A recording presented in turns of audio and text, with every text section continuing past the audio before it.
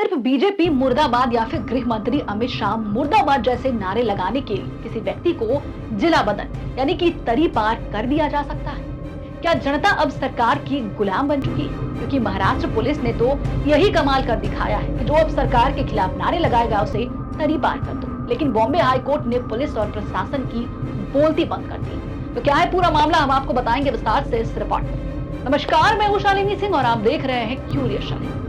मामला मुंबई का है। एक स्थानीय राजनेता पेपर लीक, बेरोजगारी, एनआरसी और अन्य मुद्दों पर विरोध प्रदर्शन कर रहे थे। प्रदर्शन के दौरान उन्होंने अमित शाह मुर्दाबाद और बीजेपी मुर्दाबाद के नारे भी लगाए। मुंबई पुलिस ने इसे इतना गंभीर मान लिया कि उन्होंने इस नेता को पूरे 1 साल के लिए मुंबई शहर से बाहर कर दिया, यानी कि तरी पार का ऑर्डर जारी कर दिया। लेकिन यह मामला बॉम्बे हाई कोर्ट पहुंचा तो जस्टिस जामधार की बेंच ने पुलिस प्रशासन को सीधा जवाब दिया।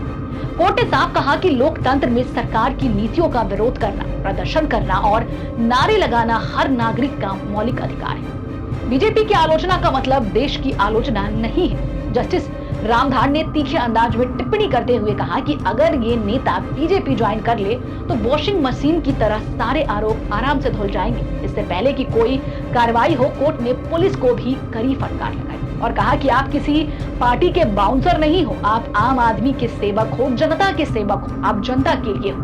कोर्ट ने तुरंत पुलिस का ऑर्डर रद्द कर दिया और साफ साफ कहा कि प्रदर्शन करना मौलिक अधिकार है। हम इस देश के आजाद नागरिक हैं, कोई गुलाम नहीं है।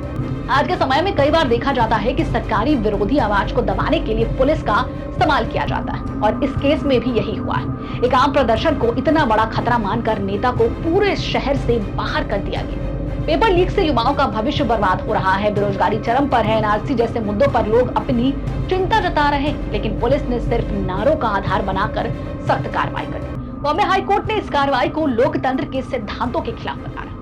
कोर्ट ने याद दिलाया कि भारतीय संविधान अनुच्छेद 19 के तहत अभिव्यक्ति की स्वतंत्रता, शांतिपूर्ण सभा करने का अधिकार हर नागरिक को मिला है। सिर्फ इसलिए नारे सरकार या किसी नेता के खिलाफ है, इसका ये मतलब नहीं है कि व्यक्ति को शहर से निकाल दिया जाए। वो प्रोटेस्ट कर सकता है, वो आवाज उठा सकता है। जस्टिस रामधार की टिप्पणी खासतौर पर चर्चा में रही। उन्होंने व्यंग करते हुए कहा कि राजनीतिक दल बदलने पर अचानक सारे आरोप कैसे गायब हो जाते हैं? ये वॉशिंग मशीन है या फिर कैसा सिस्टम है?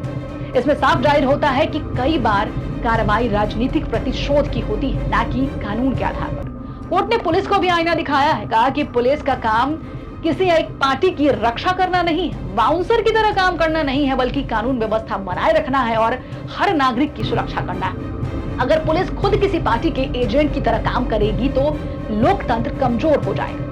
यह फैसला सिर्फ एक नेता के केस के नहीं है, बल्कि पूरे देश के उन लाखों नागरिकों के लिए उम्मीद की किरण है जो कि सरकार की नीतियों का विरोध करते हैं। कोर्ट ने दोहराया कि हम गुलाम नहीं हैं, हम आजाद नागरिक हैं। हम अपनी बात रख सकते हैं, प्रदर्शन कर सकते हैं और शांतिपूर्ण तरीके से अपनी असहमति भी जता सकते हैं। पुलिस को चेतावनी दी गई है कि भविष्य में ऐसे मनमाने ऑर्डर ना जारी किया जाए, वरना अंजाम भुगतना होगा। आपको याद दिला दे कि यह फैसला अब याद दिलाता है कि लोकतंत्र में आवाज उठाना अपराध नहीं बल्कि कर्तव्य है। अगर नारे लगाने भर से लोगों को तरी पार किया जाने लगे तो फिर लोकतंत्र कहां बचे?